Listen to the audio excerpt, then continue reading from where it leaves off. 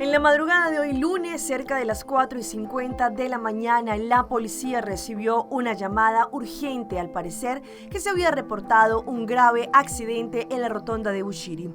Inmediatamente allí enviaron patrullas policiales y una ambulancia. Al llegar, los agentes encontraron un vehículo Nissan Tiida color rojo con el conductor al interior del vehículo totalmente inconsciente. Dado que el conductor se encontraba al interior de este vehículo, por ese motivo solicitaron la presencia también de los bomberos para así poder cortar las latas y de esta manera sacar al conductor del vehículo. El personal paramédico estaba atento, allí le brindaron la atención médica. Sin embargo, lamentablemente no fue posible salvarle la vida. Los especialistas en el tráfico, la policía forense y también el médico forense llegó a ese lugar confirmando oficialmente la muerte de Jonathan Isaac Velázquez Campos, de 48 años de edad, nacido en Venezuela el 2 de agosto de 1976.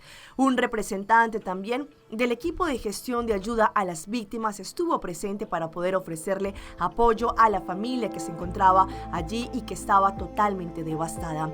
Este accidente marca la segunda vez que en esta rotonda también ocurre un accidente fatal, lo que demuestra la preocupación continua por lo que trata la seguridad vial en esta área. De parte de todo el equipo que hace posible Primera Plana y también de Telearuba, enviamos palabras de condolencia a sus familiares, a sus colegas y amistades por esta profunda noticia que muy seguramente enluta sus corazones.